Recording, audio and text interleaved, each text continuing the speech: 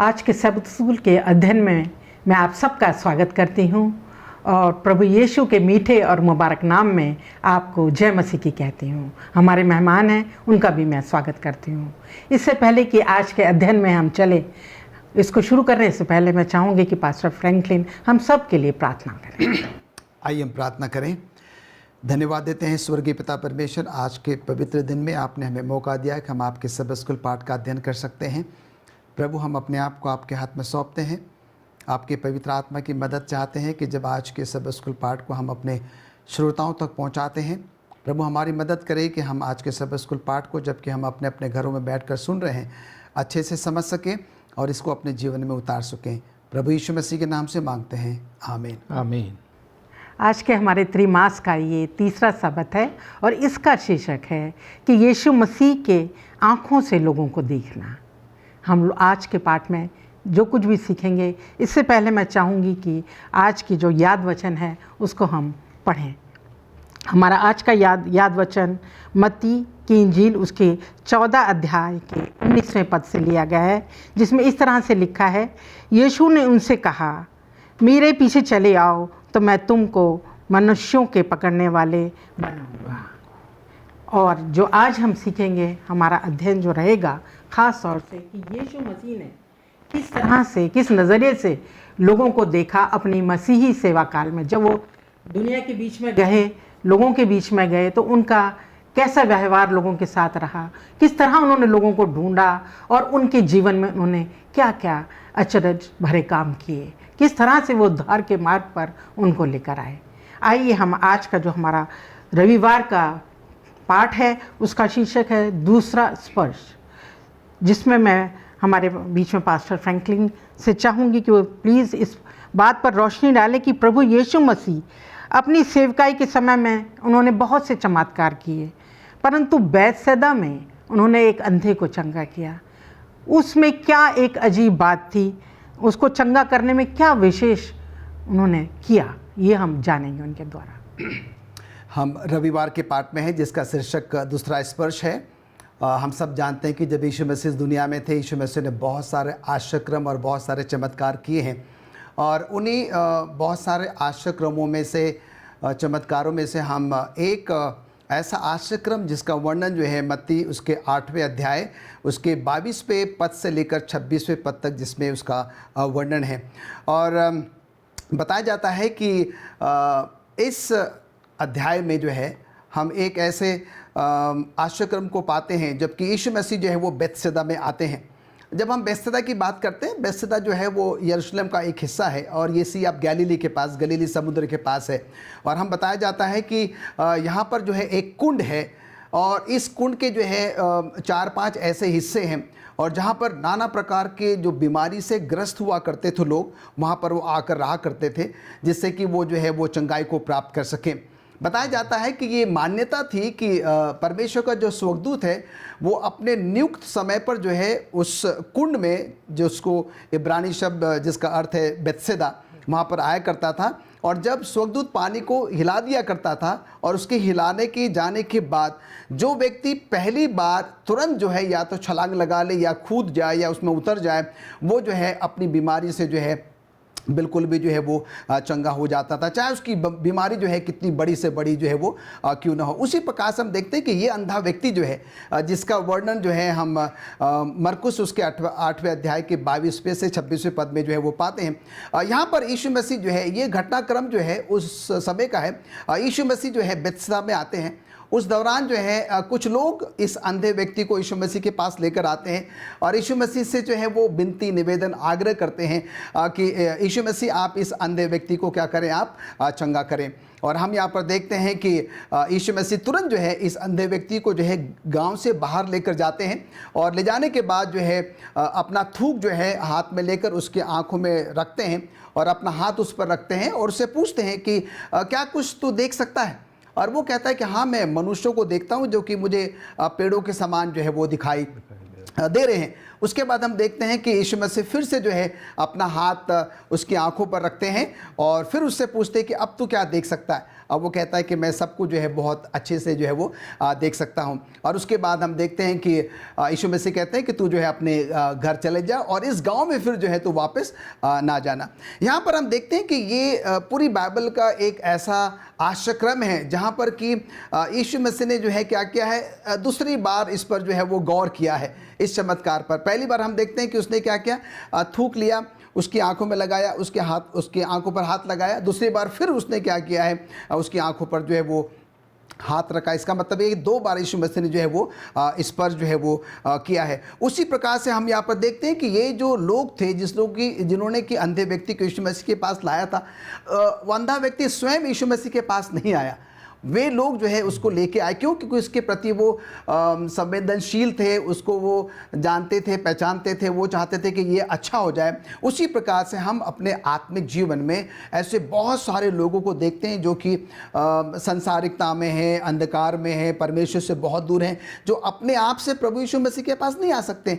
और ये मेरी और आपकी जिम्मेदारी है, जैसे कि उन दोस्तों ने अपने दोस्त को जो है यीशु मसीह के पास लाया था, कि हम भी क्या करें, ऐसे लोगों को जो है वो यीशु मसीह के पास लेकर आए। संसारिक तौर पे जब हमारा कोई मित्र बीमार हो जाता है तो हम उसको एक अच्छे डॉक्टर का पता बताते हैं, एक अच्छे अस्पताल का पता बताते हैं। उसी प्रकार से जब आध्यात्मिक तौर से मैं और आप बीमार हो जाते हैं तो मुझे और आपको उनको यीशु मसीह का पता बताना चाहिए, यीशु मसीह के बारे में बताना चाहिए, जिससे कि वो आध्यात्मिक तौर से भी क्या हो जाए, वो चंगे हो जाए। मिसेस भारती फ्रैंक सिंह साहब, जैसे आपने बताया, ये अंधा व्यक्ति जो था वो दूसरे लोगों के द्वारा या उनके रिश्तेदारों के द्वारा वो यीशु मसीह के पास लाया गया जी।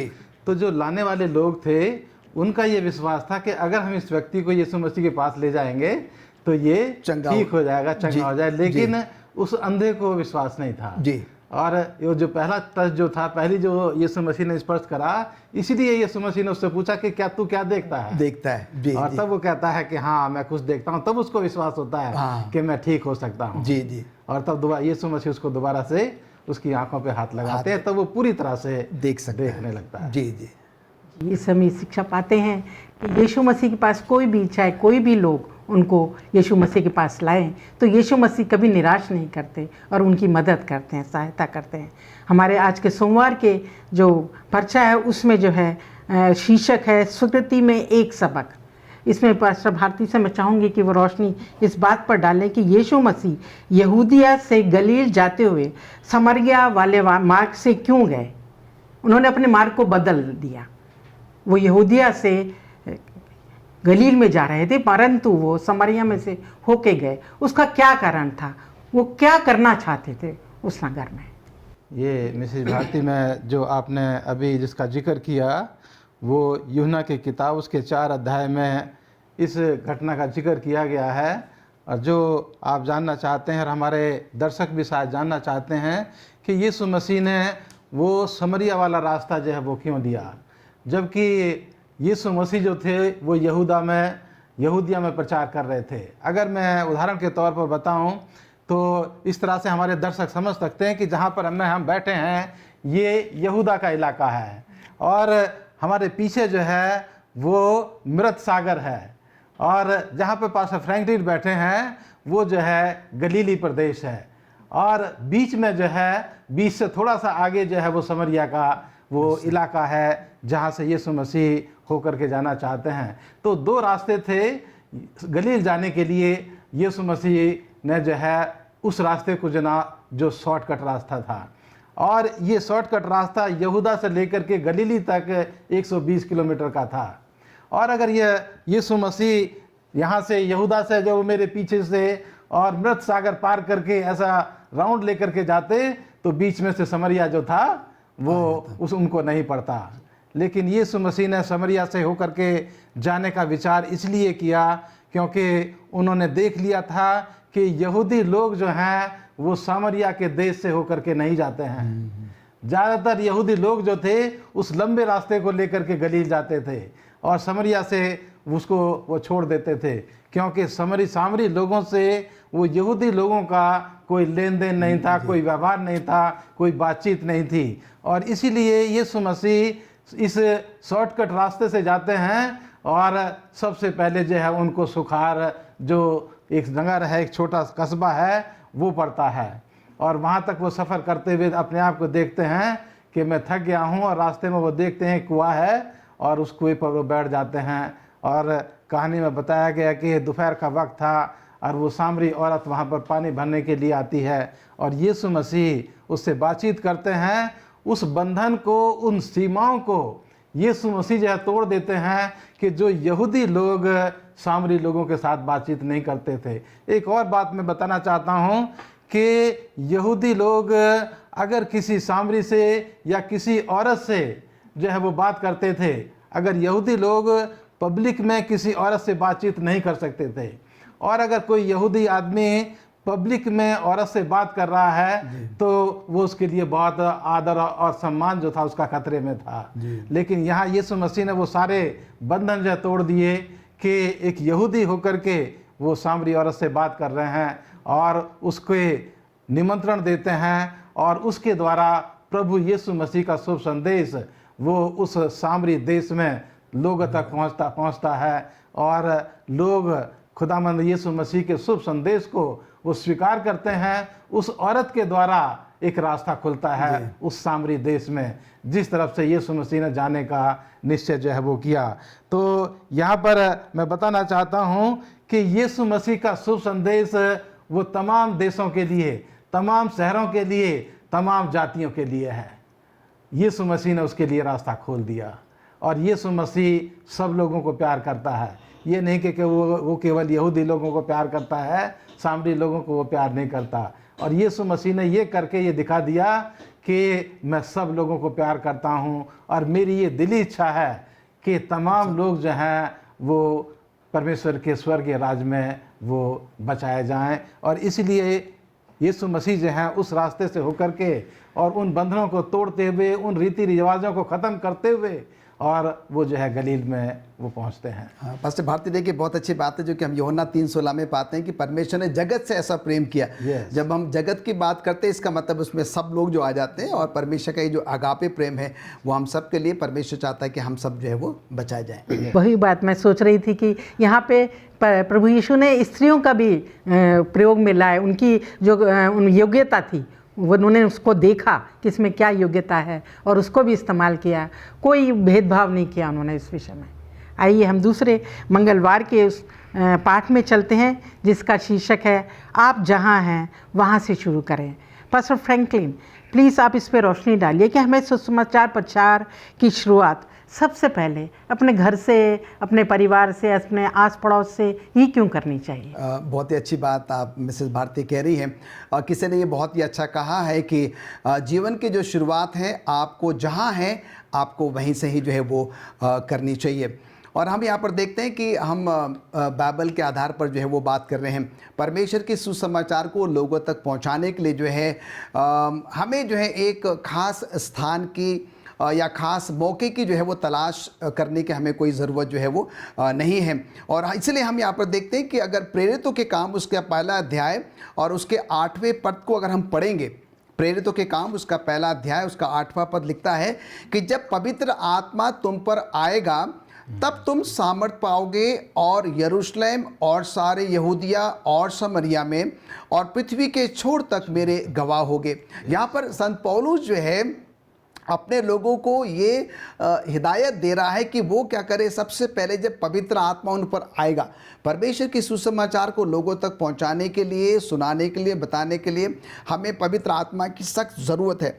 और जब परमेश्वर की पवित्र आत्मा हमारे साथ होगी और तब हम क्या करेंगे, परमेश्वर के सुसमाचार को और भी बेहतर तरीके से लोगों तक पहुंचा सकेंगे। और इसलिए वो हमसे ये फिर कहता है कि हमें इसकी शुरुआत अपने घर से करना है। यहाँ पर वो कहता है कि यरूशलेम, फिर सारे यहूदिया, फिर समरिया और फिर पृथ्वी के छोर तक। तो यहाँ पर जैसे मिसेस भारती आपने प्रश्न किया कि हमें सुसमाचार प्रचार का जो काम है अपने परिवार से ही क्यों करना ज़रूरी है। ये बहुत ही लाजमी है कि हम परमेश्वर के सुसमाचार का प्रचार जो है अपने घर से करें, अपने परिवार से करें, अपने रिश्तेदारों से, अपने मित्रों के साथ करें, अपने आसपास के लोगों के साथ जो है वो करें।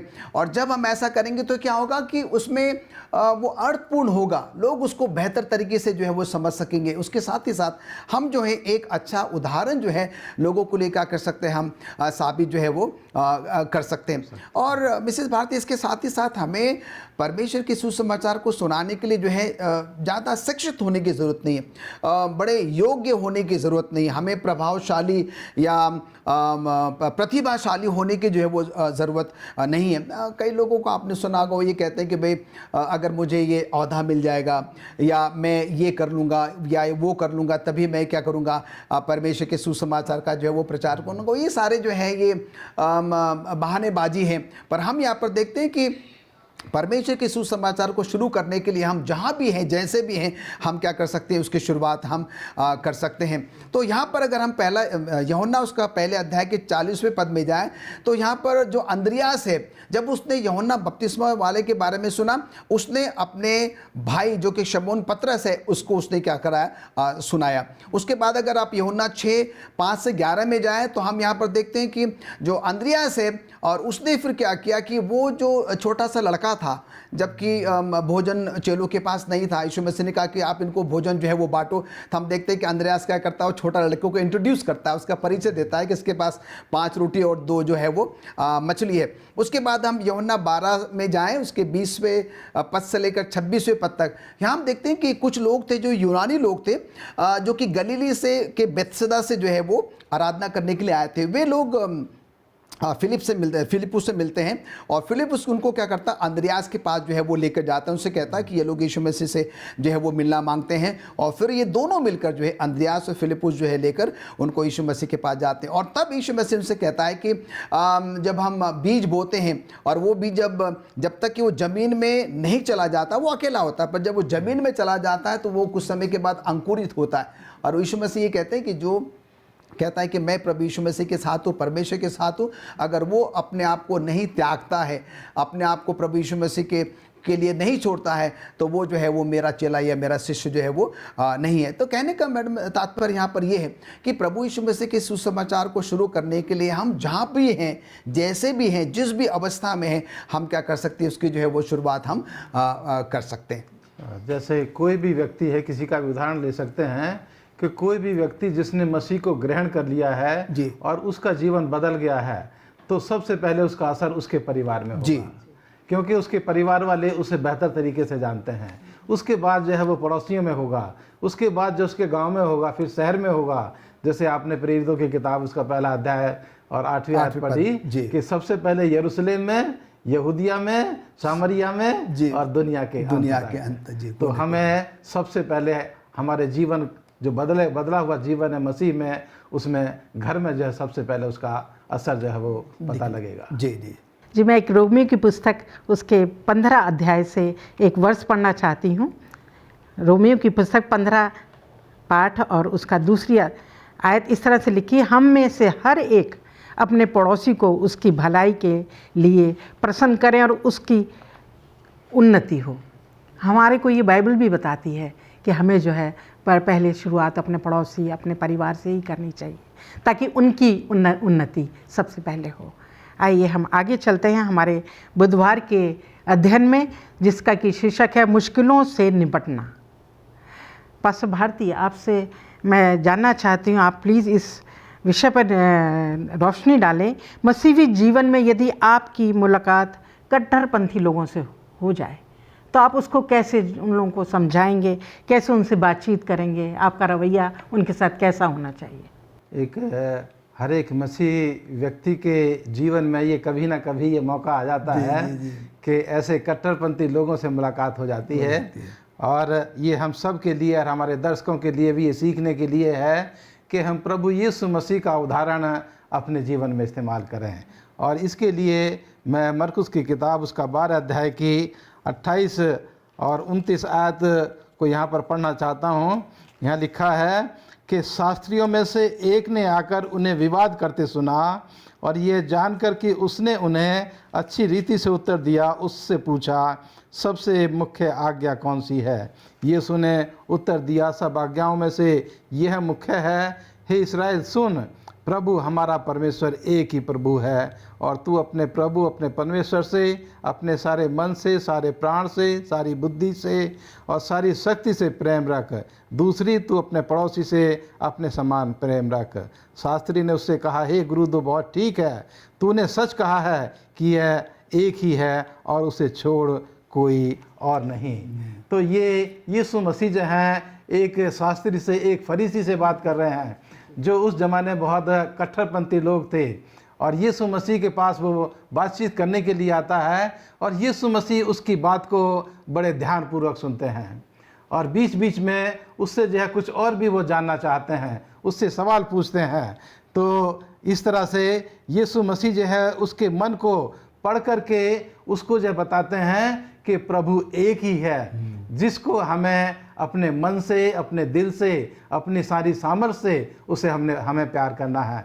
और ये वो फरीसी ये विश्वास करता था कि एक ही परमेश्वर है। तो हमारे जीवन में जब कभी ऐसी घटना हो कि कोई कट्टरपंथी हमारे सामने आ जाए और उससे मुलाकात हमारी हो और वो हमसे कुछ जानना चाहे, तो हम सबसे पहले उसकी बात को ध्यानपूर्वक धीरज के साथ सुने, बहुत तसल्ली के साथ सुने, और बीच बीच में हम उससे और भी कुछ जानने की कोशिश करें सवाल पूछ करके, और उसके बाद उसके विचार के मुताबिक ही हम जो है वो उत्तर दें जो उसको भी जो है वो अच्छा लगे।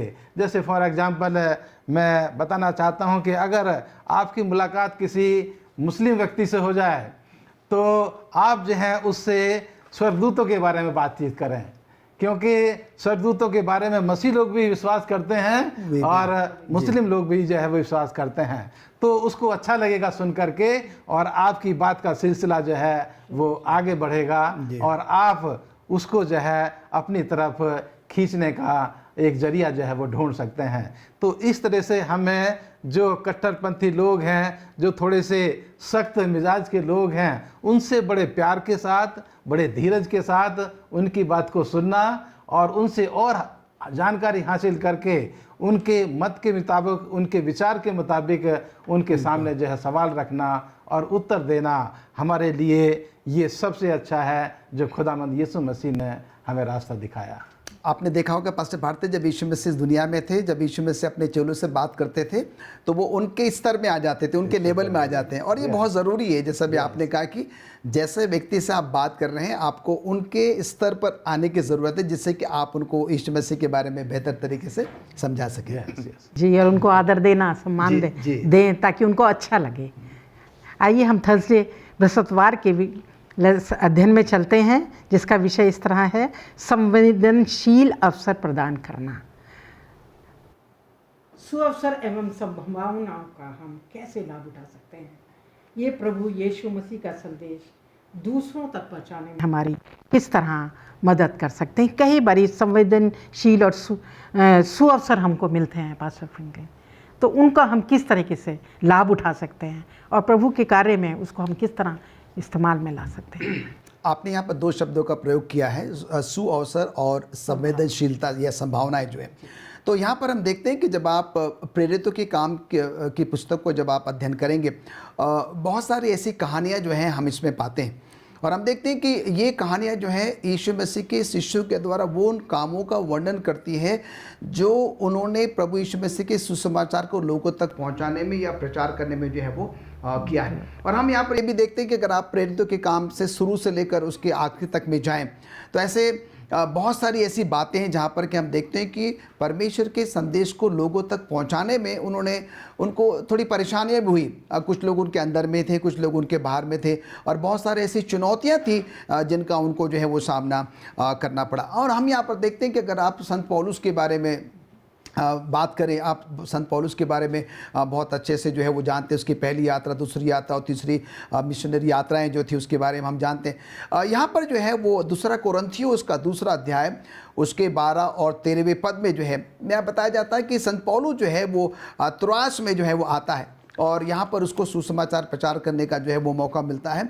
और जब वो यहाँ पर आता है तो वो अपने भाई तीतुस को जो है वो नहीं पाता है, तो वो थोड़ा सा दुखी हो जाता है। और उसके बाद हम देखते हैं कि वो तुरंत जो है अपना काम करके जो है वो मकेदुनिया को जो है वो चला जाता है और उसके बाद वहाँ पर सुसमाचार का प्रचार करता है। और वहाँ पर प्रचार करने के बाद हम ये भी देखते हैं कि परमेश्वर उसको जो है पूरे यूरोपीय महाद्वीपों में क्या करता है, उसके लिए द्वार खोल देता है कि वो जाके वहाँ पर क्या करे, वो सुसमाचार का जो है वो प्रचार करे। कहने का मतलब यहाँ पर देखते हैं कि संत पौलुस को परमेश्वर बार बार अवसर दे रहा है, मौके दे रहा है कि कैसे वो लोगों के पास जाकर जो है परमेश्वर के सुसमाचार का प्रचार जो है वो कर सकें।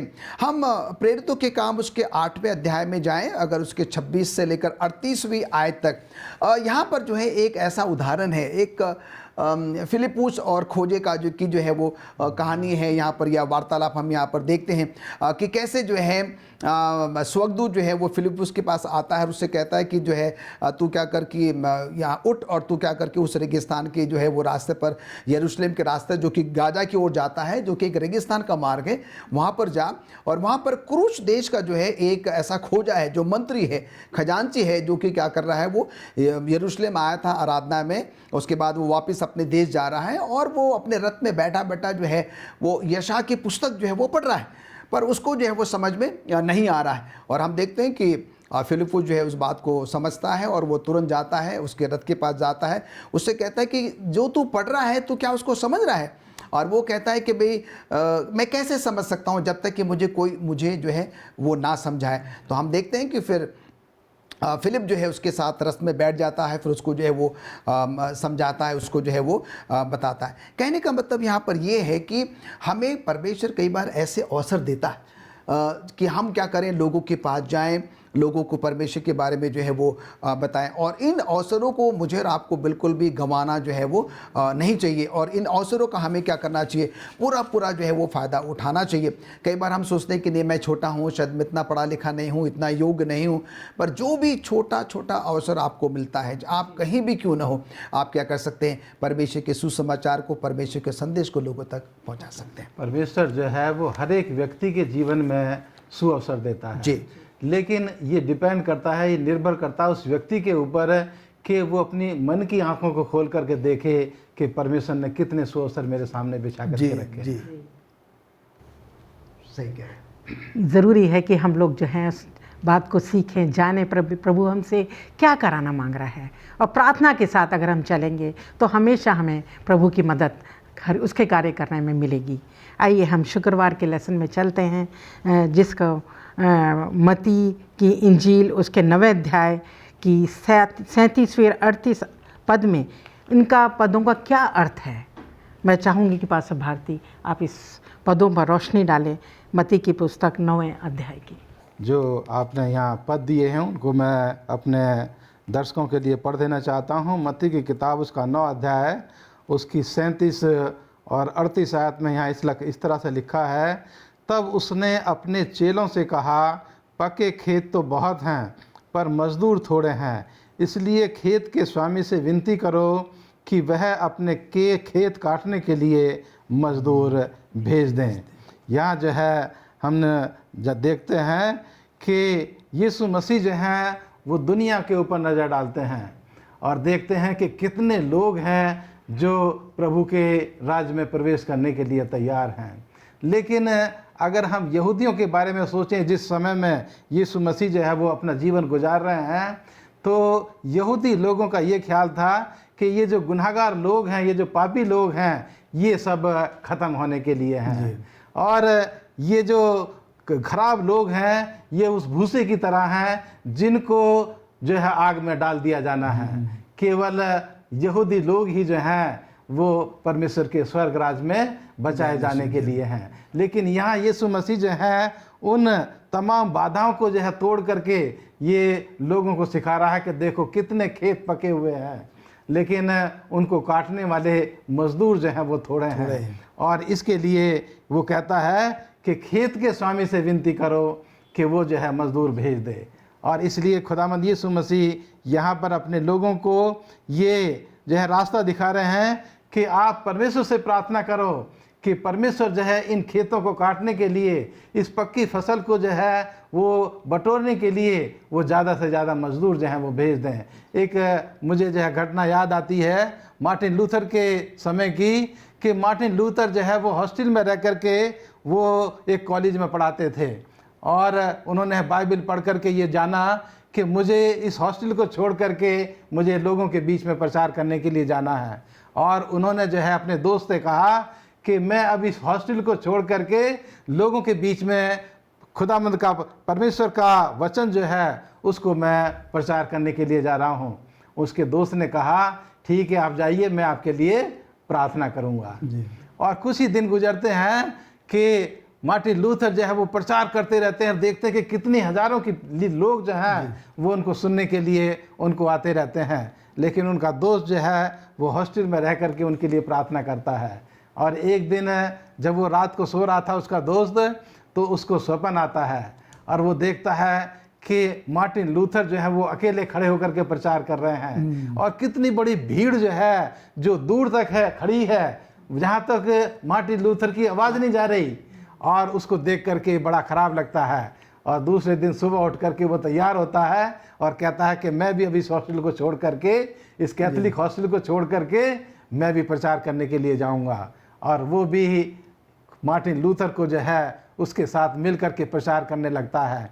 तो इस तरह से जब हम खुदा से प्रार्थना करते हैं तो प्रभु जो है वो हमारे दिल को तैयार करता है और वो जो है मजदूर तैयार करता है। और उस फसल को, जो पक्की फसल है, उस फसल को काटने के लिए वो मज़दूरों के दिलों को जो है तैयार करता है। और मज़दूर जाकर के फिर उस पक्की फसल को, उस पके हुए खेतों को जो है वो काटने के लिए अपने घरों को, अपने गांव को, अपने शहर को छोड़ करके वो लोगों के बीच में जाते हैं और लोगों को शुभ संदेश सुनाते हैं और प्रभु यीशु मसीह के दूसरे आगमन के लिए उनको तैयार करते हैं। तो ये आयत मिसेज भारती में यहाँ यही बताती है कि हम जो हैं परमेश्वर से प्रार्थना करें कि वो जो है लोगों के दिलों को तैयार करे और वो जाकर के लोगों के बीच में वो प्रचार करें।